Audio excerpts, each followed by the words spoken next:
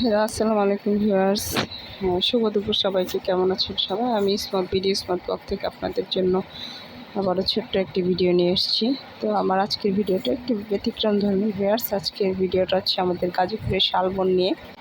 তো ভিউয়ার্স, আমরা সবাই জানি যে বন একটি দেশের প্রকৃতির ভারসাম্য রক্ষা করে, অর্থাৎ একটি দেশের শতকরা বনভূমির 25% বন থাকা খুবই জরুরি। প্রকৃতির ভারসাম্য রক্ষা হয় মোটামুটিভাবে 25% বনভূমি থাকলে পরে। তো আমাদের গাজীপুরের যে শালবন, এটা হচ্ছে আসলে দেখলে একটা মন জুড়ে যে বিশাল বিশাল শালবন। তো এখন গাছ কিছুটা পরিমাণ কমে গেছে। আমরা যখন ছোটোবেলায় ময়মনসিংহ থেকে ঢাকায় যেতাম তখন দেখতাম যে একদম গাজীপুরের বনের ভিতর দিয়ে যখন গাড়ি যাওয়া আসা করতো তখন দেখতাম যে অন্ধকার হয়েছে, বনে এত পরিমাণে গাছ ছিল। তো এখন অনেক গাছ কেটে ফেলা হয়েছে, মানে জীবন জীবিকার তাগিদে আসলে প্রয়োজনে এই গাছগুলা কেটে ফেলা হয়েছে। তো আমি বেসিক্যালি আজকে হচ্ছে কোনো তথ্যবহুল ভিডিও করছি না। তো আমার শালবন নিয়ে খুব একটা লেখার ইচ্ছা বলার ইচ্ছা ছিল, একটা ভিডিও বানানোর ইচ্ছা ছিল, কিন্তু আমি সেভাবে করতে পারিনি সময়ের অভাবে। তো যাই হোক, আমার যেটুকু জানা তার মধ্যে আমি বলবো যে আসলে মূলত গাজীপুর বনটা হচ্ছে গাজীপুর সদর এবং শ্রীপুর উপজেলা নিয়ে বিস্তৃত। এর মোট আয়তন হচ্ছে 5022 হেক্টর। এটি ঢাকা বন্যপ্রাণী এবং প্রকৃতি সংরক্ষণ এলাকা। 221 প্রজাতির উদ্ভিদ রয়েছে এই গাজীপুর বনে।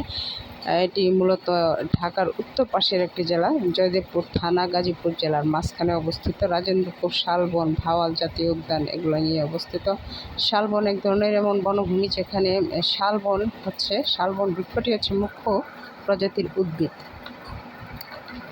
আর বাংলাদেশের মোট শালবন এলাকা প্রায় হচ্ছে 1,21,000 হেক্টর। বাংলাদেশের বনভূমি প্রায় 32 ভাগ শালবন রয়েছে। বেশিরভাগই শালবন রয়েছে ময়মনসিংহ, টাঙ্গাইল, ভাওয়াল জেলায়, গাজীপুর, টাঙ্গাইল, ময়মনসিংহ জেলায়। এবং এই বনটি হচ্ছে ভাওয়ালের গড় এবং মধুপুরের গড় নামে বিশেষভাবে পরিচিত। তো আমি যাচ্ছিলাম ভিউয়ার্স, গাড়ি থেকে বসে বসে ভাবছিলাম যে শালবন নিয়ে একটা ভিডিও বানাবো। তো সেই থেকেই আমি তেমন কোনো তথ্য কালেকশন করিনি। কালেকশন করে আমার ভিডিওটি বানানো নয়। ময়মনসিংহ টাঙ্গাইলের যে শালবন, এটা হচ্ছে মানে এই এলাকাটি হচ্ছে সবচেয়ে বড় শালবন নামে পরিচিত। তাছাড়াও দেশের উত্তরাঞ্চলে যেমন জয়দেবপুর, হচ্ছে ঠাকুরগাঁও, দিনাজপুর এবং দেশের উত্তরাঞ্চলে যে এলাকা, সেখানে বিস্তৃতভাবে শালবন বিক্ষিপ্তভাবে ছড়িয়ে ছিটিয়ে রয়েছে। আর ম্যাক্সিমাম সেটা হচ্ছে আমাদের গাজীপুরেতে। আমি বনের ভিতর দিয়ে যখন যাচ্ছিলাম ভিউয়ার্স, দেখতে খুবই ভালো লাগছিলো। এখানে আসলে মনটা একদম জুড়িয়ে যায়।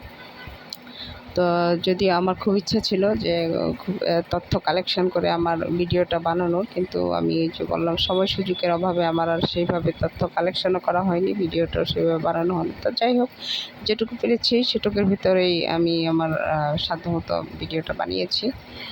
তো এই যে দেখুন, রাস্তার দুই পাশে দেখুন বিস্তৃত বন, সারি সারি গাছ, দেখলে মনটা জুড়িয়ে যাবে। আর এখানে আসলে মনটা একদম অন্যরকম হয়ে যায়। আর গাছ মানে মাঝখানে দেখা যাবে ছোটোখাটো নালার মতো নদী বা খাল এরকম। আর এখন আমি যখন গিয়েছিলাম তখন হচ্ছিল বর্ষাকাল, মানে কয়েকদিন আগে গিয়েছিলাম, তো বর্ষাকালই ছিল।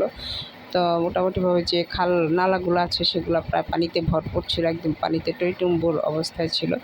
তো বর্ষাকালে বেসিক্যালি যখন আপনি গাজীপুরের রাস্তা ধরে আসবেন তখন দেখবেন যে একদম অন্ধকার, মানে বৃষ্টিটা ওখানে বেশি হয়, যেহেতু বনভূমির পরিমাণটা বেশি ওইখানে। গাজীপুর দেখবেন বৃষ্টি হচ্ছে, ঢাকায় গেলে বৃষ্টি নাই, বা ময়মনসিংহ আসলে দেখা যাবে যে মেইনে আসলে কখনো বৃষ্টি নাই। প্রকৃতির ভারসাম্য রক্ষা করা, বনের যত্ন নেওয়া খুবই জরুরি ভিউয়ার্স। তো আমাদের সবারই উচিত যেন আমরা নির্বিচারে গাছপালা না কেটে প্রকৃতির ভারসাম্য রক্ষায় বনভূমি রক্ষা করি এবং নিজেরাও তাতে ভালো থাকবো। সবাইকে অসংখ্য ধন্যবাদ। আল্লাহ হাফেজ।